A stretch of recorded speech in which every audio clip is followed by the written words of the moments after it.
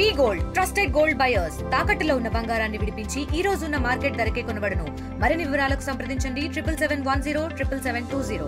So ప్రస్తుతం మనం ఉప్పాడ ప్రాంతంలో ఏదైతే పునరావాస కేంద్రాలు ఏర్పాటు చేశారో వాళ్ళందరినీ కూడా మనం చూసినట్టుగా ఇప్పుడు మొత్తం కూడా వాళ్ళందరినీ కూడా ఈ ప్రాంతాల్లో ఇక్కడికి తరలించారు. ఎందుకంటే ఈ రాత్రికి తుఫాను రాబోతుంది, మేజర్ ఎఫెక్ట్ జరగబోతుంది. అందుకోసం దీనికి సంబంధించిన ఏర్పాట్లన్నీ కూడా చేశారు.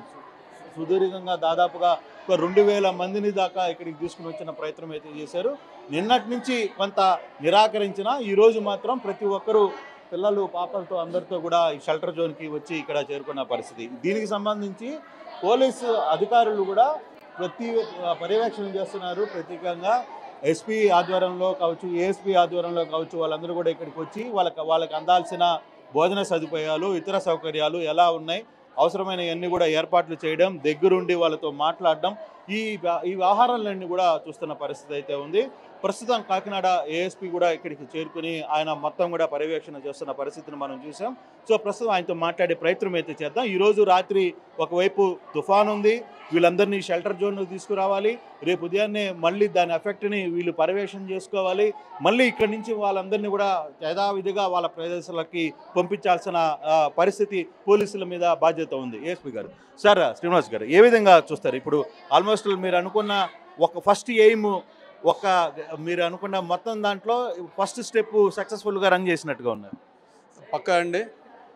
ఈ జిల్లా కలెక్టర్ గారు, ఎస్పీ గారు లాస్ట్ 1 వీక్ నుండి ఈ మెంతార్ తుఫాన్ మీద, సైక్లోన్ దీని మీద నెంబర్ ఆఫ్ టైమ్స్ రివ్యూస్ జరగడం, తర్వాత కోఆర్డినేషన్ మీటింగ్ జరగడం జరిగింది. నిన్న కూడా ఇన్ఛార్జ్ మినిస్టర్ గారు కూడా వచ్చి కొన్ని వాల్యుబుల్ సజెషన్స్ ఇచ్చారు. తర్వాత జిల్లా ఎస్పీ గారు, కలెక్టర్ గారి ఉత్తర్వుల మీద ఈ ఉప్పాడ ఏదైతే రిహాబిలిటేషన్ సెంటర్స్ ఉన్నాయో అన్నింటిలో ఈ ఎఫెక్టెడ్ ఏరియాలో ఎవరైతే ఉంటున్నారో వాళ్ళందరినీ కూడా దీనిలో షిఫ్ట్ చేయడం జరిగింది. లాస్ట్ విలేజ్ వరకు కూడా వికేట్ చేసి ప్రాణ నష్టం జరగకూడదు.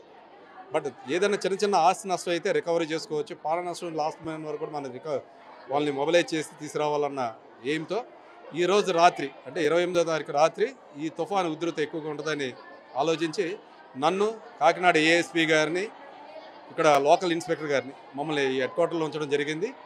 దీన్ని దృష్టిలో పెట్టుకొని ఇక్కడికి వచ్చిన రిహాబిలిటేషన్ సెంటర్కి వచ్చిన చిన్నపిల్లలే కానీ, లేకపోతే పెద్దలు, వృద్ధులు కానీ, లేకపోతే ప్రెగ్నెంట్ ఉమెన్స్ కానీ, వీళ్ళందరికీ కూడా మీరు మెడికల్ ట్రీట్మెంట్ కూడా అరేంజ్ చేశారు ఈసారి. గతంలో కంటే కూడా ఈసారి మెడికల్ ట్రీట్మెంట్ బాగుంది. పక్కానండి. ఆ డాక్టర్స్ కూడా మీరు కూడా చూశారు. ఇప్పుడు వాళ్ళ డాక్టర్స్ వాళ్ళందరూ కూడా అవైలబుల్గా ఉన్నారు. 100% వాళ్ళకి ఏదైనా మెడికల్ రిక్వైర్మెంట్ ఉన్నా సరే 100% వాళ్ళ రిహాబిలిటేషన్ సెంటర్లోనే మెడికల్ అసిస్టెంట్స్ కూడా ఉంటుంది. మీరందరూ కూడా ఏది భయపడాల్సింది ఇది లేదు. రిహాబిలిటేషన్ సెంటర్లో వాళ్ళకి సఫిషియెంట్ ఫుడ్ కానీ, వాటర్ కానీ అన్నీ ఫెసిలిటేట్ చేసాం. ఈ రాత్రికి ఒక్కటి ఈ ఉధృత తగ్గిన తర్వాత మళ్ళా జిల్లా అధికారుల ఇన్స్ట్రక్షన్ ప్రకారం వారి ఇళ్ళకి వెళ్ళడానికి మళ్ళీ ఇది చేస్తారండి. అంటే రేపు ఉదయం కూడా భారీ వర్షాలు పడుతున్నాయి అని చెప్తున్నారు. వీళ్ళని వెంటనే ఆ ప్రాంతాల కంటే ఒక రోజు ఎక్స్ట్రా ఉంచే అవకాశం ఏమైనా ఉంటుందా? డెఫినెట్గా అండి. అంటే అక్కడ రిక్వైర్మెంట్ బట్టి, దాని అవసరాన్ని బట్టి తప్పకుండా కలెక్టర్ గారు, తర్వాత జిల్లా ఎస్పీ గారు కొన్ని సూచనలు ఇస్తారు.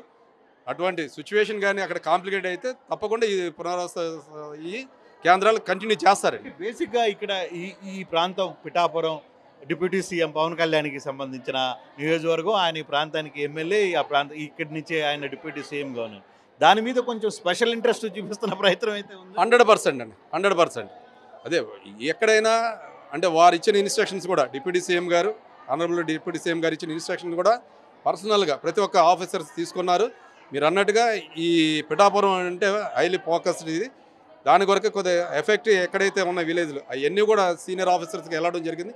నిన్న ఈరోజు కూడా ఒక స్పెషల్ ఐజీ సార్ని చేశారు, నామినేట్ చేశారు ఇక్కడ. తర్వాత డిఐజీ గారు వచ్చారు. తర్వాత మా ఎస్పీ గారు ఫ్రీక్వెంట్ తిరగడం జరిగింది, మీరు చూసుంటారు. బట్ 100% ఇది డిప్యూటీ సీఎం గారి కాన్స్టిట్యున్సీ, డిప్యూటీ సీఎం గారి సార్ ఏరియా కనుక వీరందరినీ కూడా ఎవరైతే ఈ రిహాబిలిటేషన్ సెంటర్స్కి తీసుకొచ్చారో వారందరికీ అన్ని వసతులు కలిగేటట్టుగా ప్రతి ఇది తప్పకుండా చూస్తారు. ఇది శ్రీనివాస్ గారు క్లియర్గా ఒక మాట అయితే చెప్తున్నారు. నిన్న జరిగినప్పటి నుంచి ఉదయానికి మళ్ళీ ఈరోజు సాయంత్రానికి రిహాబిలిటేషన్ సెంటర్కి వచ్చిన వాళ్ళ కెపాసిటీ చాలా ఎక్కువగా ఉంది. సో వీళ్ళందరినీ కూడా ఈక్వేషన్ చేసుకోవాల్సిన పరిస్థితి ఉంది. వాళ్ళందరికీ అన్ని రకాల సౌకర్యాలు ఏర్పాటు చేస్తున్నాం. ఫుడ్, మెడికల్ ఎయిడ్ అన్నీ కూడా ఇక్కడ ఏర్పాటు చేస్తున్నామని చెప్పి పునరావాస కేంద్రాల నుంచి చెప్తున్న పరిస్థితి. దీని మీద ఇన్స్పెక్షన్గా పోలీసు ఉన్నతాధికారులు, రెవెన్యూ ఉన్నతాధికారులు కూడా తనిఖీలు నిర్వహిస్తున్న నేపథ్యం మనం చూస్తాం. ఓటు స్టోరీ తెలుగులో ఫాస్టెస్ట్ న్యూస్ యాప్ ఇప్పుడు కొత్త అవతారంలో 5 సెకండ్లోనే పూర్తి వార్తా సమాచారం మీ చేతిలో. సోషల్ మీడియా ట్రెండ్స్ మీ కళ్ళ ముందుకే live TV and voice search ఆప్షన్స్తో ఇప్పుడే డౌన్లోడ్ చేయండి. యాప్ లింక్ డిస్క్రిప్షన్లో ఉంది.